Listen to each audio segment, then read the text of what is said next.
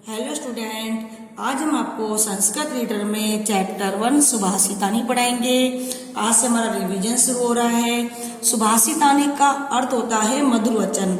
सुभाषितानी दो शब्दों से मिलकर बना है, सु प्लस भाषित। सु का अर्थ होता है सुंदर, मधुर, भाषितानी वचन यानी कि मधुर वचन, सुंदर वचन, ऐसे वचन जो सुनने में हितकारी भी होते हैं और मधुर भी होते हैं। हमारे जो लेसन है इसमें श्लोक लिए गए हैं। इस लेसन में सूक्ति मंजरी, नीति शतकम, मनुस्मृति, शिशुपाल वधम, पंचतंत्रम, इन सभी किताबों से इन श्लोकों को लिया गया है। हमारा पहला श्लोक है, गुणा गुणगेषु गुणा भवन्ति ते निर्गुणम प्राप्य भवन्ति दोषाः सुस्वादुतोया प्रवहन्ति नदय समुद्रमासादय भवन्ते पेया।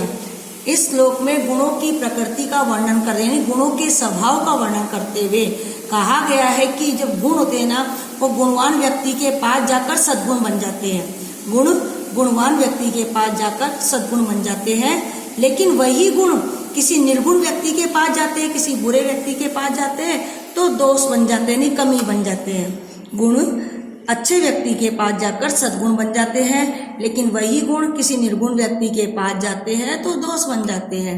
जिस प्रकार हमारी नदियाँ होती है वो स्वादिष्ट जल वाली होती है, हम नदियों का जल पीते भी है, पवित्र मानते हैं, पूजा करते हैं, लेकिन जब वही नदी समुद्र में मिलती है तो अपेय हो जाती है, यानी उसका जल क्या होता है, खारा हो जाता है। ऐसा कह सकते हैं हम कि जब तक वो जल नदी में था तब तक हमने उसको पिया भी है, उसको पवित्र मानकर उसकी पूजा भी की है, लेकिन जब वही जल यानी वही गुण किसी निर्गुण के पास चला गया, यानी समुद्र के पास चला गया, तो जल क्या हो गया, अपेय हो गया, यानी पीने योग्य नहीं रहा। इसलिए कहा गया है कि गुण गुणवान व्यक्ति के पास जाकर सद्गुण बन जाते हैं, लेकिन वही गुण किसी निर्गुण व्यक्ति के पास जाकर दोष बन जाते हैं।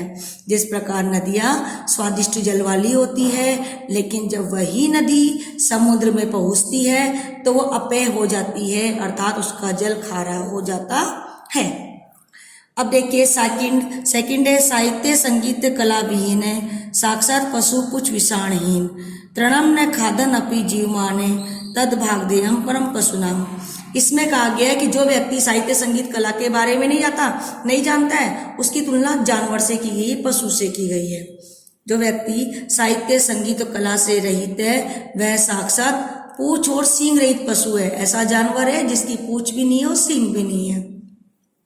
जो व्यक्ति साहित्य संगीत कला से रहित है वह साक्षात पूछ और सींग रहित पशु के समान है।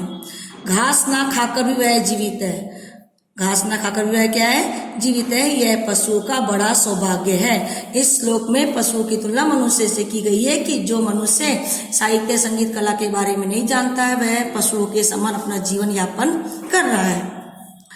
तीसरा श्लोक देखिए, लुब्धस्य यस्यति नस्य पिशुनस्य मैत्री नष्ट क्रियस्य कुलम अर्थे धर्म विद्याफलम व्यसनिने कृपणस्य सौख्यम राज्य प्रम सचिवस्य नराधिपस्य।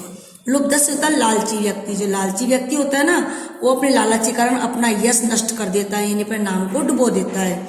उसी प्रकार चुगलखोर व्यक्ति अपनी चुगली करने की आदत के कारण अपनी मित्रता से दूर चला जाता है, उसके से कोई दोस्त बनना पसंद नहीं करता है। नष्ट क्रिया से कुलम अर्थ है, जो निकम्मा व्यक्ति होता है, जो किसी काम का नहीं, जो कोई काम नहीं करता है। निकम्मा व्यक्ति, निष्क्रिय व्यक्ति जो होता है उसका कुल नष्ट हो जाता है, और स्वार्थी व्यक्ति का धर्म नष्ट हो जाता है। जो दूसरों के पैसों पे लालच करता है, स्वार्थी होता है, उसका धर्म नष्ट हो जाता है। वैसनी होता है बुरी लत वाला व्यक्ति, जिसमें बुरी लत लग जाती है, उसने जितना भी ज्ञान प्राप्त किया है उसका ज्ञान का फल क्या होता है, नष्ट हो जाता है। अपनी बुरी लत के कारण अपना ज्ञान नष्ट कर देता है, तो बुरी लत वाले व्यक्ति का विद्या का फल नष्ट हो जाता है। और कंजूस व्यक्ति का सुख नष्ट हो जाता है। जो कंजूस व्यक्ति होता है वो हर चीज में कंजूसी करता है, अपने सुख को नष्ट कर देता है। उसी प्रकार जो प्रमथ सचिव वाले यानी मंत्री वाले, प्रमथ मंत्री वाले राजा होता है, उसका राज्य नष्ट हो जाता है। राजा नष्ट नहीं होता, राजा तो चल जाता है, लेकिन उसका राज्य नष्ट हो जाता है। प्रमथ मंत्री वाले राजा का राज्य नष्ट हो जाता है। जिसके मंत्री आलसी होते उस राजा का राज्य नष्ट हो जाता है। पुनः रिपीट कर रही हूँ, लालची व्यक्ति का यश नष्ट हो जाता है, चुगलखोर व्यक्ति की मित्रता नष्ट हो जाती है, उससे कोई मित्रता करना पसंद नहीं करता है। निकम्मे व्यक्ति का कुल नष्ट हो जाता है। जो निकम्मा व्यक्ति होता है उसका कुल क्या होता है, नष्ट हो जाता है। स्वार्थी व्यक्ति का धर्म नष्ट हो जाता है। स्वार्थी व्यक्ति अपने स्वार्थ के कारण धर्म को नष्ट कर देता है।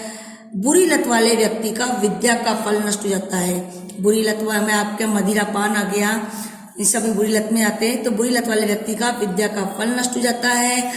कंजूस व्यक्ति का सुख नष्ट हो जाता है। और प्रमत्त मंत्री वाले राजा का राज्य नष्ट हो जाता है। जिस राजा के मंत्री आलसी होते हैं, काम नहीं करते, बुरी आदतों में लीन होते हैं, उस राजा का राज्य नष्ट हो जाता है।